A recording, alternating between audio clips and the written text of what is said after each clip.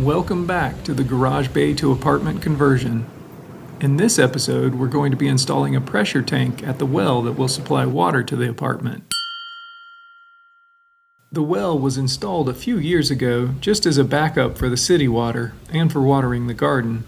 But without a pressure switch, the only way to use it without ruining the pump is to open the water valve all the way before turning the switch on to the pump motor. So when I flip the switch on, we should get water flowing.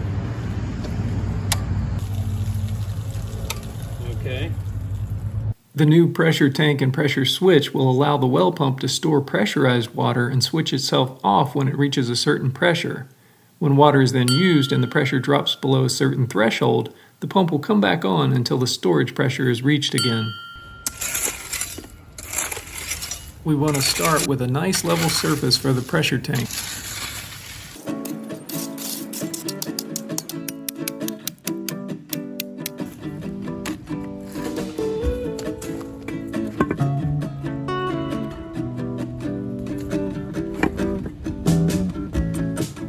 Then we install a brass tee made especially for pressure tanks.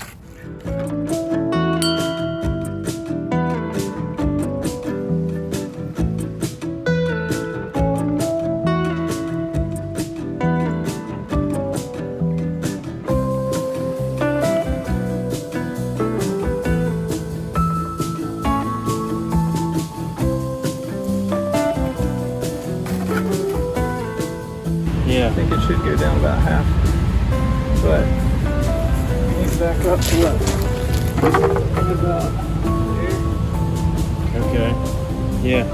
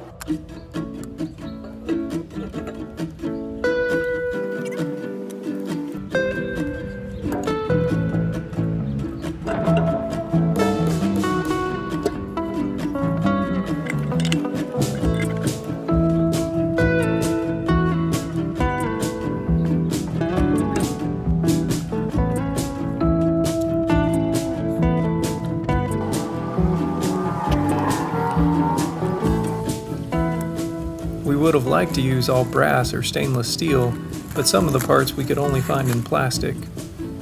We might go back and replace these later.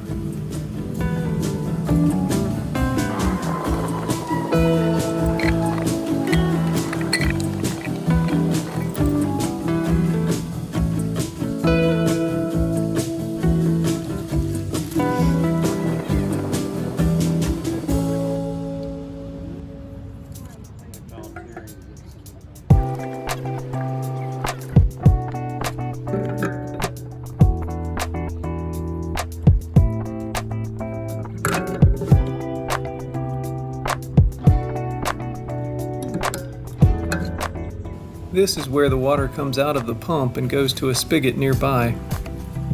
We're going to tee into this for our new tank.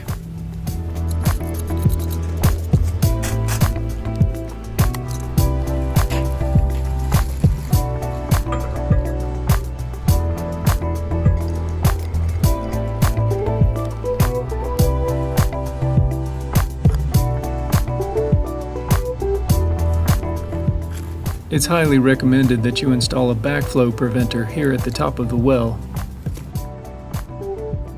We're not doing that, however.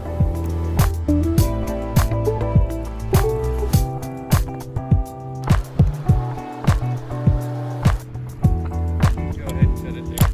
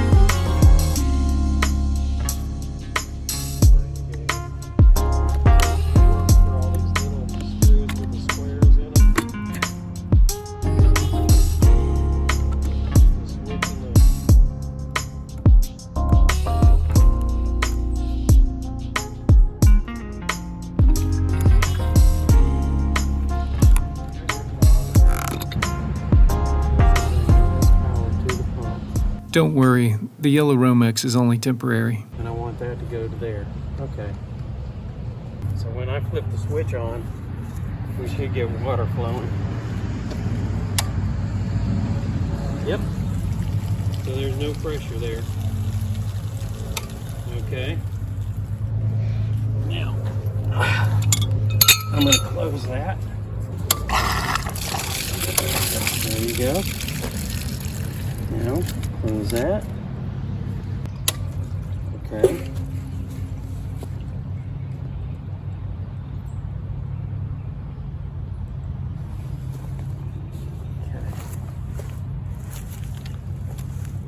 It's pumping. It's filling it up. Should get to 60 pounds and open.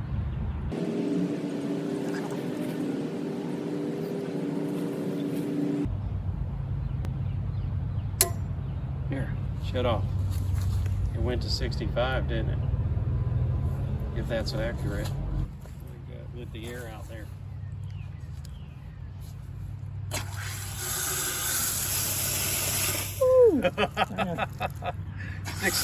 That's like a fire hydrant, isn't it?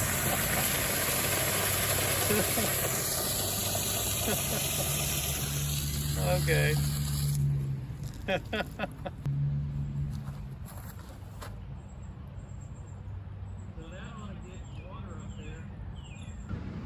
All right, we need to go back and do this wiring the right way. Checking the breaker to ground to make sure nothing's live. Nothing and nothing. And that's off anyway.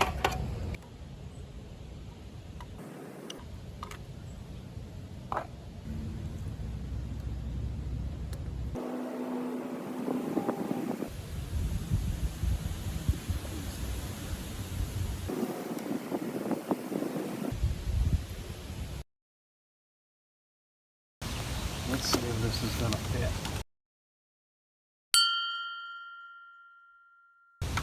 Up in there? Yep. So that'll fit there. And we'll put this on, but we're not gonna do that now, except for measuring.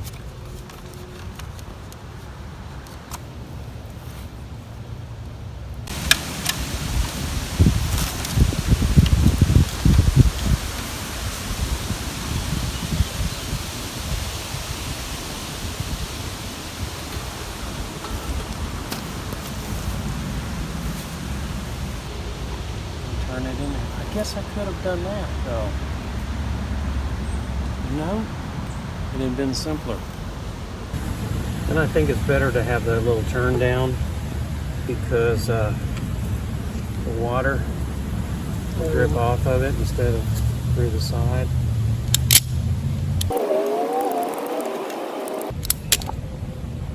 Two blacks, two whites. And to make it easier, I'm going to tape them all together.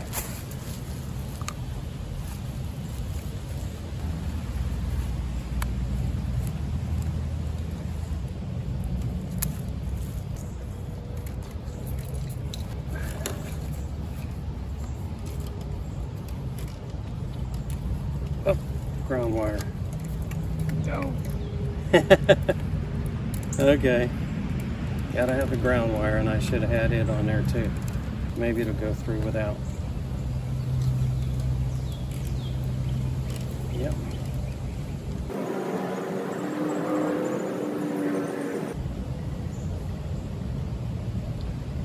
Not gonna have enough wire.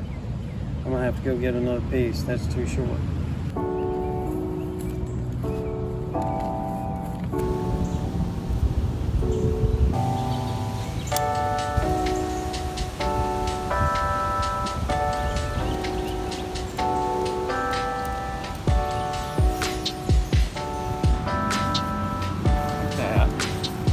This in.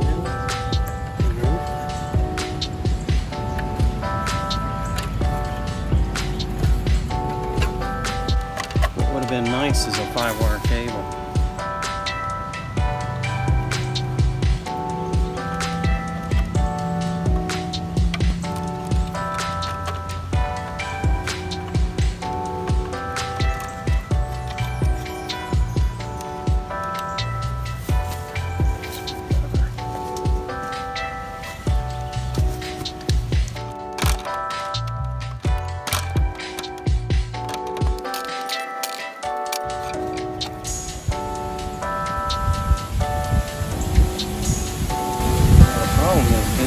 through here.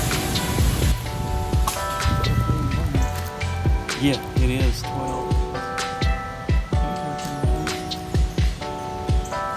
And it's solid, and solid is not easy to run to one of these. There it goes.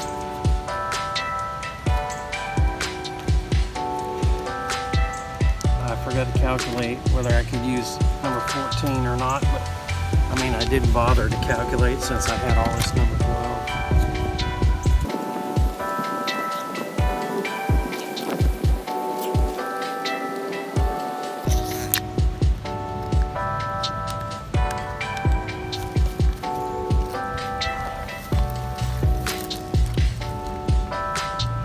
I just think this makes a neater installation for going in the side, and I think it's better.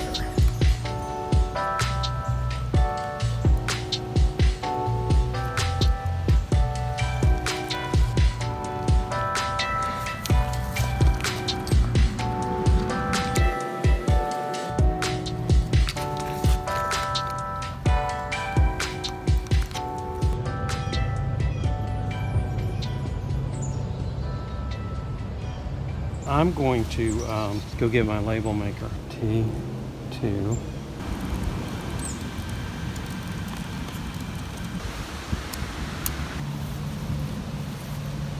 Okay.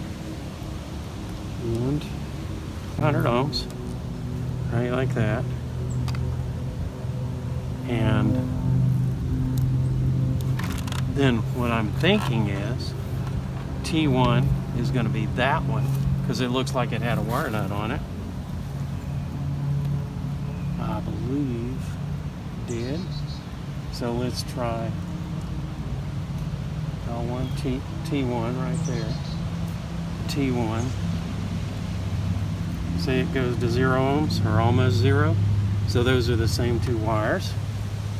So I'm going to mark them. So I need to do another T1.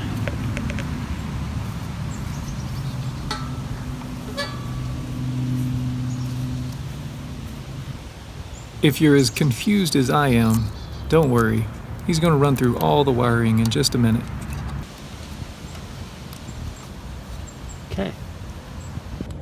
So now this ground wire can go in the bus.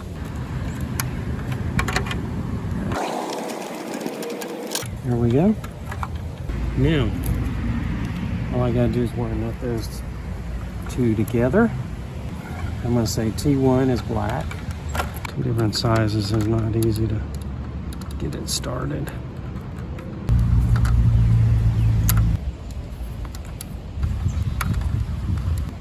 Boy, that's on there good. 14-12 combination. There it is, I can see it. It's good.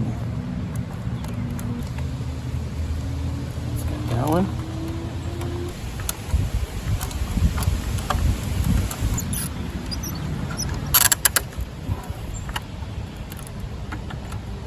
That's good.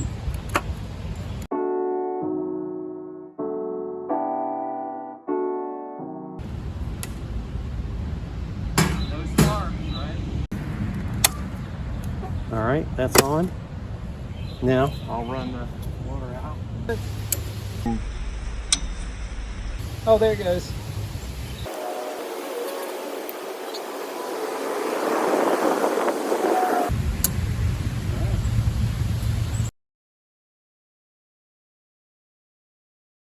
All right, first we're gonna go over there to the circuit breaker. So basically there's a 30 amp circuit breaker in here. Okay. However, the well pump doesn't take 30 amps.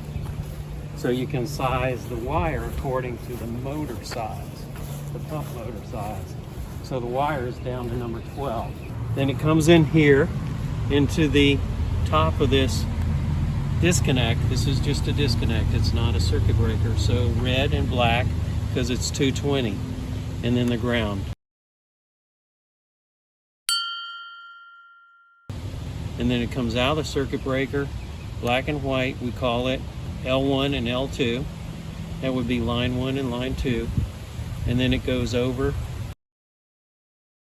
to the pressure switch, L1 and L2, black and white, and then there's a black and white for the T1 and T2, which is the terminals on the motor. So the power, when these contacts close, the two blacks get connected together and the two whites get connected together. So then the power goes through the T1 and T2, coming back in here into the wire nuts.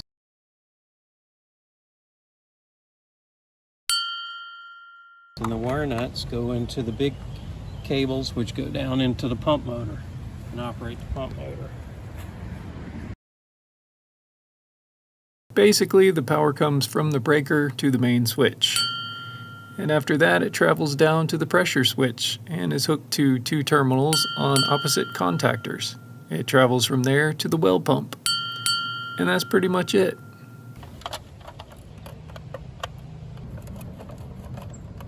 All finished. And put the cover on. And so that fits perfectly there to keep the water out. And then we'll put a well pump house over this. Oh, someone gonna ask about heat trace? Gonna ask why there's wire here? Next time, we'll probably be burying some water line, dropping in a new septic tank, and maybe patching some concrete. Thanks for watching, and we hope you'll come back.